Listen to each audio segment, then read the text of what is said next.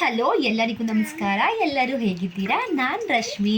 ಇವತ್ತು ಸಂಡೇ ಆಗಿರೋದ್ರಿಂದ ವ್ಲಾಗ್ನ ಸ್ವಲ್ಪ ಲೇಟಾಗಿ ಸ್ಟಾರ್ಟ್ ಮಾಡ್ತಾ ಇದ್ದೀನಿ. ಯಾಕೆ ಅಂತ ಹೇಳಿದ್ರೆ ಎದ್ದಿದ್ದೆಲ್ಲ ಲೇಟು, ಆದ್ರೂ ಬೇಗನೆ ಫ್ರೆಶ್ ಅಪ್ ಆಗಿ ಇವತ್ತು ನಮ್ಮ ಫ್ರೆಂಡ್ ಸವಿತಾ ಆಂಟಿ ಮನೆ ಸತ್ಯನಾರಾಯಣ ಪೂಜೆ ಇತ್ತು, ಅಲ್ಲಿಗೆ ಹೋಗಿದ್ವಿ. ಜಸ್ಟ್ ಇವಾಗ ತಾನೇ ಸತ್ಯನಾರಾಯಣ ಪೂಜೆನ ಮುಗಿಸಿ ಊಟ ಎಲ್ಲ ಮುಗಿಸಿ ಬಂದ ತಕ್ಷಣ ನಾನು ಬ್ಲಾಗ್ನ ಸ್ಟಾರ್ಟ್ ಮಾಡ್ತಾ ಇದ್ದೀನಿ. ಆಲ್ರೆಡಿ ಮೂರು ಗಂಟೆ ಆಗಿದೆ. ಇವಾಗ ಬ್ಲಾಗ್ನ ಸ್ಟಾರ್ಟ್ ಮಾಡ್ತಾ ಇದ್ದೀನಿ. ನೋಡಿ, ಪಾಪುಗೆ ಆಲ್ರೆಡಿ ನಿದ್ದೆ ಬಂದಿದೆ, ಅವಳು ಮಲಗಿಸ್ಬೇಕು. ಮಲಗಿಸಿ ನಾನು ವೀಡಿಯೋನ ಕಂಟಿನ್ಯೂ ಮಾಡ್ತೀನಿ.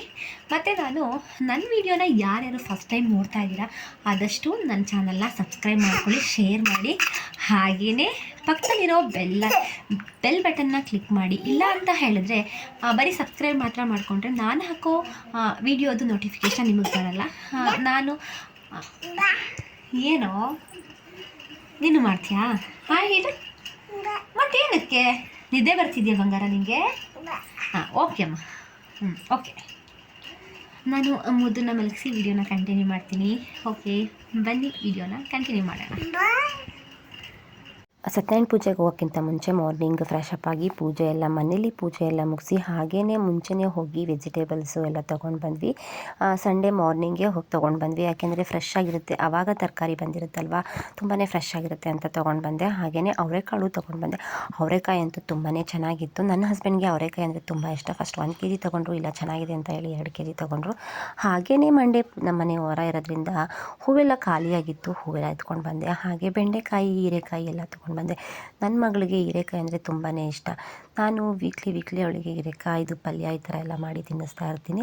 ಹಾಗೆಯೇ ನುಗ್ಗೆ ಸೊಪ್ಪು ತೊಗೊಂಡು ಬಂದೆ. ಇಷ್ಟು ದಿನ ತಿನ್ನೋಕ್ಕಾಗಿಲ್ಲ, ತುಂಬ ಹೀಟ್ ಇತ್ತು ಅಂತ ಹೇಳಿ ನುಗ್ಗೆ ಸೊಪ್ಪು ತಿನ್ನೋಕ್ಕಾಗಿರಲಿಲ್ಲ.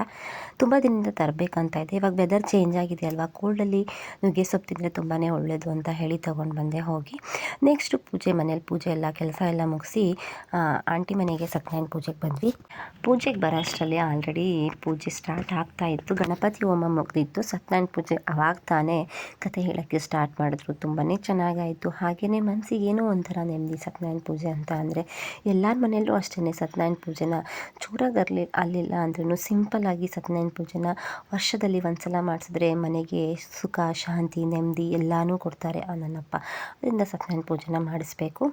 ಮತ್ತು ನನ್ನ ಮಗಳಂತೂ ಇವ್ರ ಮನೆಗೆ ಹೋದರೆ ನನ್ನ ಹತ್ರ ಬರೋದೇ ಇಲ್ಲ, ಯಾವಾಗಲೂ ಅವ್ರ ಹತ್ರನೇ ಇರ್ತಾಳೆ. ಪೂಜೆ ಮಾಡಬೇಕಾದ್ರೂ ಅಷ್ಟೇ ಅವ್ರ ಹತ್ರನೇ ಇದ್ಲು ಅವಳು. ನನಗಿಂತ ಹೆಚ್ಚಾಗಿ ಅವರನ್ನೇ ಹಚ್ಕೊಂಡ್ಬಿಟ್ಟಿದ್ದಾಳೆ ಅವಳು. ದಿನಕ್ಕೆ ಒಂದ್ಸಲ ಏನಾದರೂ ಅವ್ರ ಮನೆಗೆ ಹೋಗಬೇಕು, ಹೋದರೆ ಅಂತೂ ನಮ್ಮ ಮನೆಗೆ ಬರೋದು ಕಡಿಮೆನೇ ಅವಳು. ಹಾಗೆಯೇ ಹೀಗೆ ಪೂಜೆ ನಡೀತಾ ಇತ್ತು. ಅಷ್ಟರಲ್ಲಿ ನೋಡಿ ಎಲ್ಲ ರೆಡಿ ಆಗಿದೆ.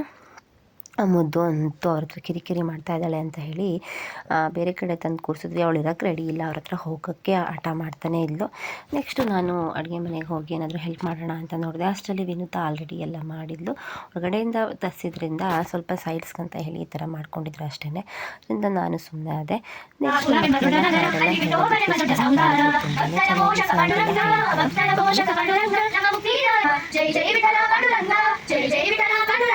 जय हरि विठला पांडुरंगा, जय हरि विठला पांडुरंगा. विठोबनिगे प्रिय तुलसीहारा, विठोबनिगे प्रिय तुलसीहारा. अली भक्ता जनरा व्यापारा, विठोबनिगे प्रिय तुलसीहारा. अली भक्ता जनरा व्यापारा, विठोबनिगे प्रिय बुटिया गना, विठोबनिगे प्रिय बुटिया गना. अली चंद्रा बागा ज्ञान बलवंत, कंडरा पूरा कंड गणगर. अली विठोबन गरुड सावकारा. जय जय विठला पांडुरंगा, जय जय विठला पांडुरंगा. जय हरि विठला पांडुरंगा, जय हरि पांडुरंगा. विठला विठला पांडुरंगा, जय धन विठला पांडुरंगा. जय हरि विठला पांडुरंगा, विठला विठला पांडुरंगा. जय धन विठला पांडुरंगा, जय हरि विठला पांडुरंगा. विठला विठला पांडुरंगा, जय पांडुरंगा. विठला विठला पांडुरंगा, ನಮ್ಮ ಮನೆಯ ವಿಠಲ ಪಾಂಡುರಂಗ. ವಿಠಲ ವಿಠಲ ಪಾಂಡುರಂಗ, ವಿಠಲ ವಿಠಲ. ಎಲ್ಲರೂ ಸೇರಿ ದೇವ್ರ ನಾಮ ಎಲ್ಲ ಹೇಳಿ ಪೂಜೆ ಎಲ್ಲ ಚೆನ್ನಾಗಾಯಿತು. ತುಂಬಾ ಖುಷಿ ಆಯಿತು. ನೆಕ್ಸ್ಟು ಮಹಾಮಂಗಳಾರತಿ ಅಂತ ಹೇಳಿದ್ರು. ಮಹಾಮಂಗಳಾರತಿ ಮಾಡಬೇಕಾದ್ರೆ ಎಲ್ಲರೂ ಎತ್ಕೊಂಡು ದೇವರಿಗೆ ಕೈ ಮುತ್ತು. ನೆಕ್ಸ್ಟು ಮಹಾಮಂಗಳಾರತಿಗೆ ಅವರು ತುಪ್ಪದ ದೀಪ ಅಂತ ಹೇಳಿ 5 ಸಲ ಮಾಡ್ತಾರೆ. ತುಂಬಾ ಚೆನ್ನಾಗಿ ಮಾಡಿದ್ರು. ಕತೆ ಅಂತೂ ತುಂಬ ಚೆನ್ನಾಗಿ ಹೇಳಿದ್ರು. ನನಗಂತೂ ತುಂಬಾ ಖುಷಿ ಆಯಿತು. ಹಾಗೆಯೇ ನಾವು ಹಣ್ಣು ಕಾಯಿ ತೊಗೊಂಡು ಹೋಗಿರ್ತೀವಿ ಅಲ್ವಾ, ಅದನ್ನು ಪೂಜೆ ಮಾಡಬೇಕಾದ್ರೆ ದೇವರಿಂದ ಹೂವು ಆಯಿತು. ಎಷ್ಟು ಖುಷಿ ಆಯಿತು ಅಂದರೆ ತುಂಬ ಖುಷಿ ಆಯಿತು. ನನಗೆ ಏನೋ ಒಂಥರ ನಾನು ಬೇಡ್ಕೊಂಡಿದ್ದು ದೇವರು ತಥಾಸ್ತು ಅಂತ ಹೇಳ್ಬಿಡ್ತೇನೋ ಅನ್ನೋಷ್ಟು ತುಂಬ ಖುಷಿ ಆಯಿತು. ನೆಕ್ಸ್ಟು ಆಂಟಿ ಹಾಗೆಯೇ ಪೂಜೆ ಎಲ್ಲ ಮುಗಿದ್ಮೇಲೆ ಆಂಟಿ ಕುಂಕುಮ ತೊಗೊಂಡು ಹೋಗು ಅಂತ ಹೇಳಿದ್ರು. ಕುಂಕುಮ ತೊಗೊಂಡು ತಾಂಬೂಲನ ತೊಗೊಂಡ್ವಿ. ಕುಂಕುಮ ತೊಗೊಂಡು ಹಾಗೆಯೇ ಆಂಟಿದು ಆಶೀರ್ವಾದ ಎಲ್ಲ ತೊಗೊಂಡ್ವಿ. ತುಂಬಾ ಖುಷಿ ಆಯಿತು. ಇವತ್ತಿನ ಪೂಜೆ ಅಂತೂ ತುಂಬ ಚೆನ್ನಾಗಿ ನಡೀತು. ಹಾಗೆಯೇ ನಾನು ವಿಡಿಯೋ ನೋಡ್ತಾ ಇರೋ ಪ್ರತಿಯೊಬ್ಬರಿಗೂ ಆ ನನ್ನಪ್ಪ ಸ್ವಾಮಿ ಎಲ್ಲರಿಗೂ ಒಳ್ಳೇದು ಮಾಡಲಿ, ಆಯಸ್ಸು ಆರೋಗ್ಯ ಕೊಟ್ಟು ಕಾಪಾಡಲಿ ಅಂತ ಕೇಳ್ಕೊತಾ ಇದ್ದೀನಿ. ನೆಕ್ಸ್ಟ್ ನಾವು ಊಟಕ್ಕೆ ಕೂರೋಣ, ಆಲ್ರೆಡಿ ಟೈಮ್ ಆಗಿದೆ ಅಂತ ಹೇಳಿ ಊಟಕ್ಕೆ ಕೂತ್ಕೊಂಡ್ವಿ. ಊಟ ಅಂತೂ ತುಂಬಾ ಚೆನ್ನಾಗಿತ್ತು.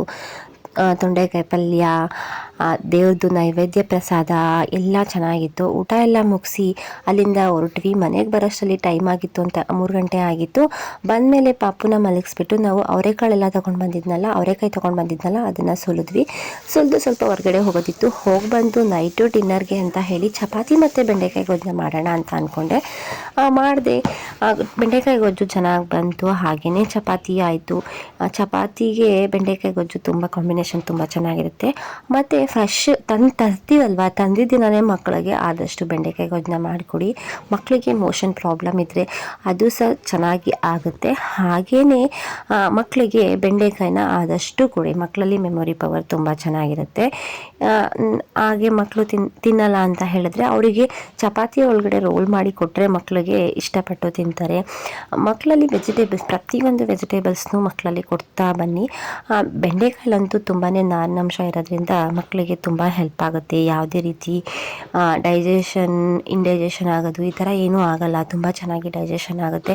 ನಾನಂತೂ ಮಕ್ಕಳಿಗೆ ಆಗಾಗಲೇ ಬೆಂಡೆಕಾಯಿ ಪಲ್ಯನ ಮಾಡಿ ಕೊಡ್ತಾ ಇರ್ತೀನಿ. ಪ್ರತಿಯೊಂದು ವೆಜಿಟೇಬಲ್ಸ್ನೂ ನಾನು ಚಪಾತಿ ಒಳಗಡೆ ರೋಲ್ ಮಾಡೋದು, ಚಪಾತಿ ಹಿಟ್ಟೊಳಗಡೆ ಹಾಕಿ ಕೊಡೋದು, ಈ ಥರ ಕೊಟ್ಟರೆ ಮಕ್ಕಳಿಗೆ ತಿಂತಾರೆ. ಹಾಗೆಯೇ ಕೊಟ್ಟರೆ ಸ್ವಲ್ಪ ತಿನ್ನೋದು ಕಡಿಮೆ ಅಲ್ವಾ ಮಕ್ಕಳು. ಹೀಗೆ ನಾನು ಚಪಾತಿ ಎಲ್ಲ ಮಾಡಿ ಎಲ್ಲರಿಗೂ ಹಾಕ್ಕೊಟ್ಟೆ. ಎಲ್ಲರದ್ದು ಊಟ ಎಲ್ಲ ಮುಗೀತು.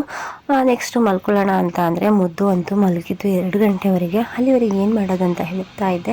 ಅಷ್ಟರಲ್ಲಿ ಇದನ್ನು ಆನ್ಲೈನಲ್ಲಿ ತರಿಸಿದ್ದೆ. ಇದನ್ನು ಪಾಪುಗೆ ಓಪನ್ ಮಾಡಿ ಮುದ್ದು ಅಂತೂ ತುಂಬಾ ಖುಷಿ ಆಗಿಬಿಟ್ರು. ನೆಕ್ಸ್ಟು ನಾನು ಪಾಪುಗೆ ಇದನ್ನೆಲ್ಲ ತೋರಿಸಿದ ತಕ್ಷಣ ಅವರು ಐಡೆಂಟಿಫೈ ಮಾಡೋದಕ್ಕೆ ಸ್ಟಾರ್ಟ್ ಮಾಡಿದ್ದಾರೆ. ಅವ್ರಿಗೆ 1.5 ವರ್ಷ ಅಷ್ಟೇ. ಪ್ರತಿಯೊಂದನ್ನು ಐಡೆಂಟಿಫೈ ಮಾಡ್ತಾರೆ. ಹೀಗೇ ದೊಡ್ಡ ಮಕ್ಕಳು ಮನೇಲಿದ್ದಾರೆ ಅಂತ ಹೇಳಿದ್ರೆ ಅವ್ರು ಏನು ಮಾಡ್ತಾರೆ ಅದನ್ನೇ ಫಾಲೋ ಮಾಡ್ತಾರೆ. ಆದಷ್ಟು ದೊಡ್ಡವರು ಮಕ್ಕಳಿಗೆ ಒಳ್ಳೆಯದನ್ನು ಹೇಳ್ಕೊಡೋದಕ್ಕೆ ಟ್ರೈ ಮಾಡಿ. ಈ ಬ್ಲಾಗ್ನ ಇಲ್ಲಿಗೆ ಎಂಡ್ ಮಾಡ್ತಾ ಇದ್ದೀನಿ. ಬಾಯ್.